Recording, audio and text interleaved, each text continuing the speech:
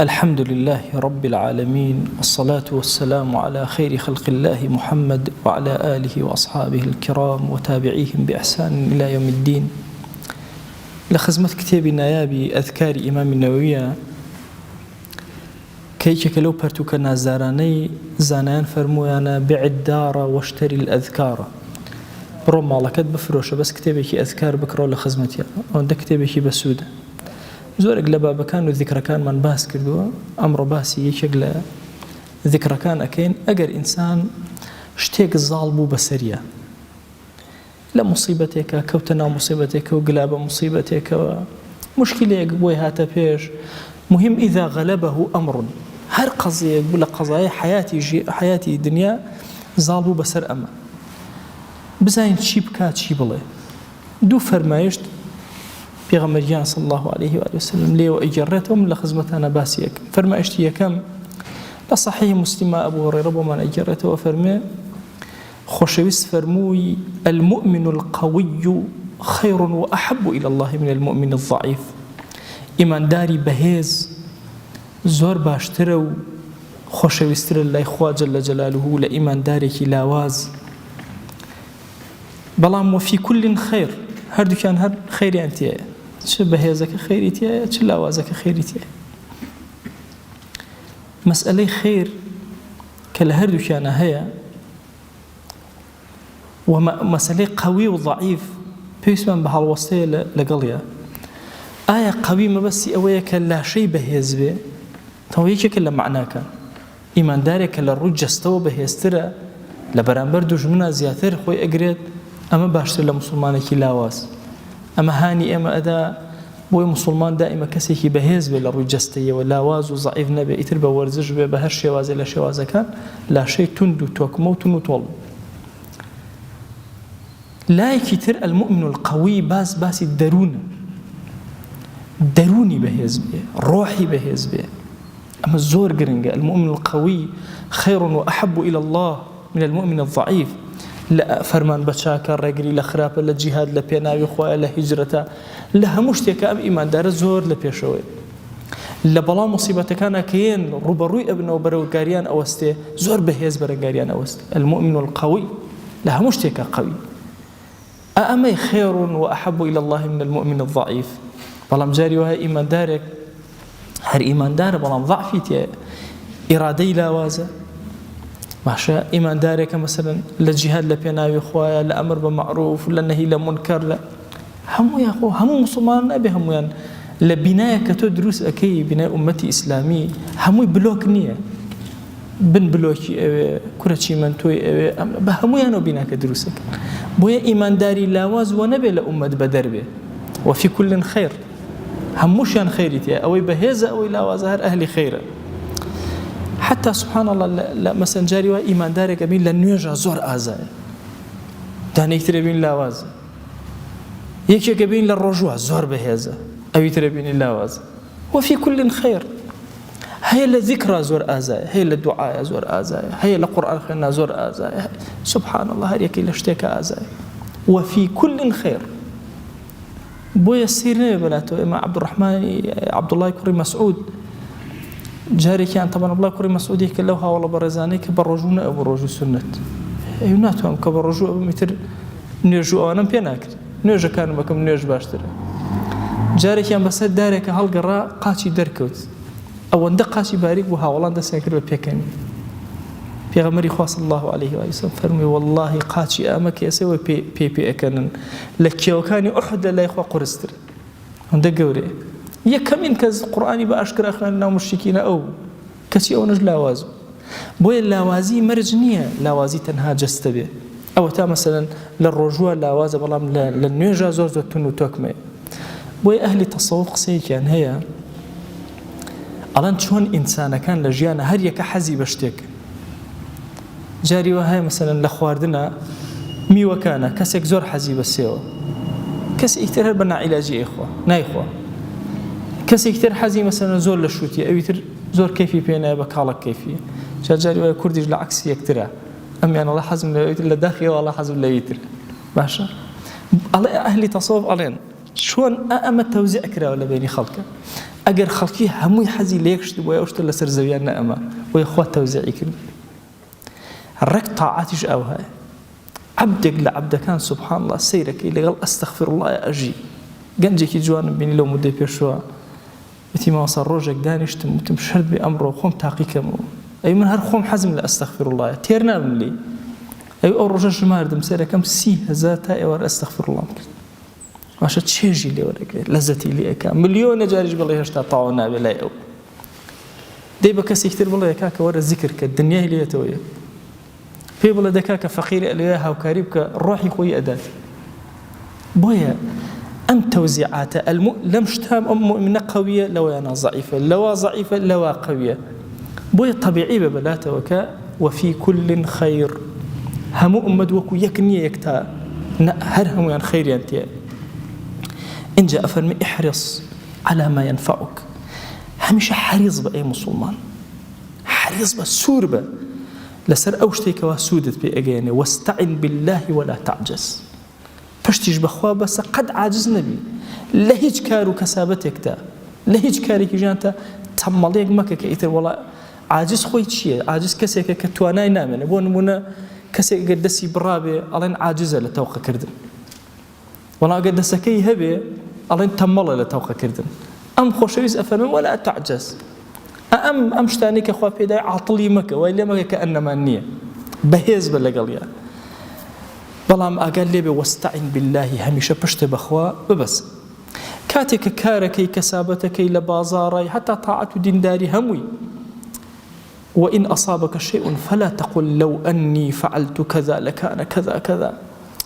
مالي بخوا أقر أوشتم كذا آوا أبو أقر أوم كذا آوا مالي ما بوست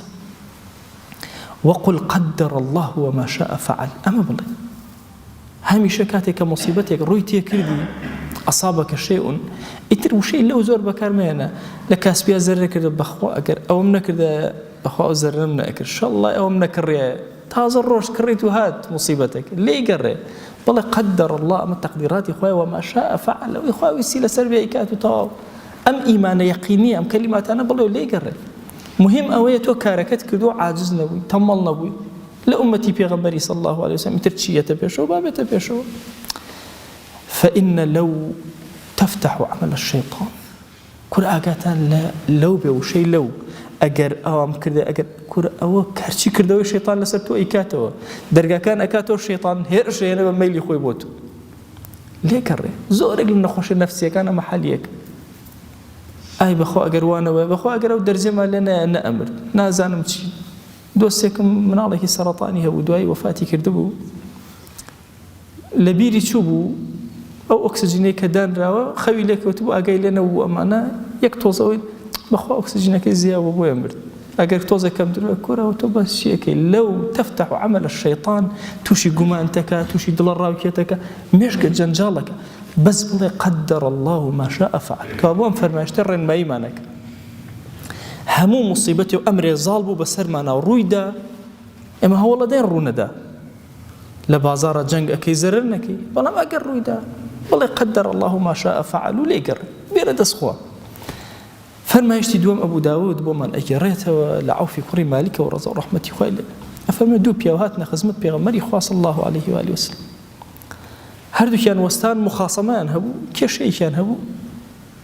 پێغەمبەری خوا صلی الله عليه وسلم بۆ ڕوونکردنەوە ئەخیرا دانیکیان طبعا هە قەزاکە ئەو هەیە ئەڵێ کاکە تۆ تاوانباری تۆشیان نە بە شەرتی قەزاکە ئیسلامی بێ گەنا قەزاکە ئیسلامی نەبێ زۆرینێکا سوڵحەکەی إمام عمر ناميكي نار سيدنا معاوية فرموي عليك بالصلح ما لم تستبن لك القضاء ما لم يستبن لك القضاء فرموي صلح كلا بين خلقه ما دام قضاوة بودرنك بصلح ريشا خولك والله ينكره وتأتي عقودي أمره أمانة كيشي إسلامية مهريا بصلح نجات يعني شو بما ناكره شو أصل عقدك نسراوي إسلامية عقدك مسلمانانية صد خالتي بيتواني شريعة لەبەرە تۆی لەگەڵ ئەما چیەکەی بە سوڵحیانەکەی تو ئەڵێ با بڕۆ تووشی شەڕ نەبن و تۆز ئاژاوە کەمتر بێ باشترە ئەگەنا ئەحکامە شەرعیەکە وها نییە ئەڵێ دوو کەسەکە هاتن هەر کەسە عەرزی حاڵی خۆی کردی ئاوایە وەزمەوانە پێغەمبەری خوا صلی الله عليه وسلم بڕیاریدا ئەمەیان قەزای بەسەر دانێکیان نەکرد ئەو کەسێک کە قەزاکەی بەسەرا کرا واتە مافەکەی نەدرایە مافەکە درا بەویتر ڕۆژ پشتی کردە وتی حەسبی الله ونعم الوەکیل باشە خوام بەس ئەو باشترین وەکیلە بۆ من تەواو ڕۆشت پێغەمبەری خوا صلی الله عليه وسلم لێرە فەرمایشتێکی زۆر عەزیم ئەفەرمێ إن الله تعالى يلوم على العجز خوا جل جلاله لۆمەتان ئەکا لەسەرەوەی عاجز بن بۆ نەتوانی دیفاع لە خۆت بکەی کە ئەنەما ماڵەکە هی منە و بەڵام حەسبی الله ونعم الوەکیل چارم ناچارە تازە بێ قبوڵی کرد ئەی بۆ دیفاع لە خۆت نەکرد ئەی بۆ ئازانەوەی بۆ بەڵگەت نەهێنا بۆ ئەوەت نەکرد إن الله يلوم على العجز خوا جل جلاله لەسەر لاوازی تۆ بەهێزنی لەوەی کە دیفاع لە خۆت بکەی ئەوە بکەی لۆمەتەکە لەسەری ولكن عليك بالكيس فإذا غلبك أمر فقل حسبي الله ونعم الوكيل كرتو بيوست عليك بالكيس كيس بمعنى شيء معناه الرفق والنرمية نرم با هادئ با لسر خوبا بياني بلغكان وشتكاني خودك أما في خود ورقرر وهول بدا بلام أقر قدرك هاتا بيشو وشتكا وهانبو شتكا بسر تويا شكايا أو كاتب الله حسبي الله ونعم الوكيل نك بيتو زمان الله شكاوا همو ما فكان أخره إن جدوا يقول والله حسبي الله ونعم الوكيل نا والله دفاع لأخوتك بويم أمفر ما يشتا سبحان الله مسلمان زور بهيزك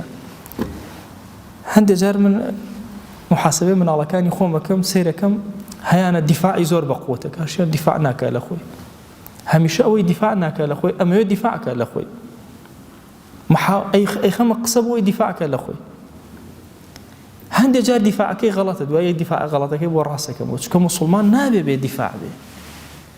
تصور كنزانة شيء بكوما كل أيام دس خوا راس خوا هم من خوا ندين دس خوا بس المؤمن القوي خير وأحب إلى الله من المؤمن الضعيف كمصيبة الرؤية كذي قيناك حسبي الله ونعم الوكيل تو إنسان ضلي مرتاح قدر الله ما شاء فعل بلان بيش أو جهدي توابك لكردواري خومانا همو جاري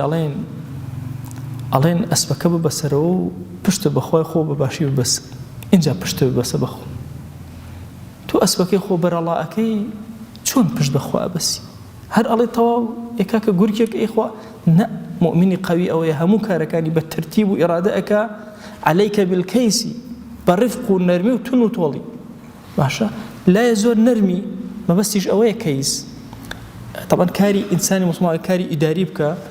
يك أكات دو إترهم وكو بيركاري بروا وهانية جاري برزو نزمك نرم با هادئ بلا سر خوب بزانة شون ما ملاكي بلام همو ما فكاني خود ورقرروا بهيز بلا برابر ما فكانتا أقر هر قدريكش هر هاد رويتيك علاج النما أو كات حسبي الله ونعم الوكيل تنها خوام بسا وأو باشترين وكيلك بو منك پشتی پێ بەسم و پەنای بۆ بێنم لە کاتی تنگانە و نەڕەحەتی خوای گیان لە گوناهەکانمان ببوورە سەرمان بەرزکە یا رب العالمین خوای گیان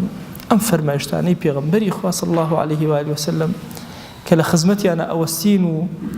چاوی دڵمان سەیری لێوی پێغەمبەر ئەکا صلی الله عليه وآله وسلم خوای ئەم فەرمایشتانە بکەرە نور و ڕۆشنایی بۆ ژیانمان بیکەرە نور و ڕۆشنایی لە ناو گۆڕەکانمانە بكر النور وروشناي للرجي جيشتن ببيغمبري خواه صلى الله عليه وآله وسلم آمين والحمد لله رب العالمين وصلى الله على سيدنا محمد وعلى آله وصحبه وسلم تسليما كثيرا أبدا إلى يوم الدين خواه قول لقناهي من شوي وجبوري وخواه لمن قبولك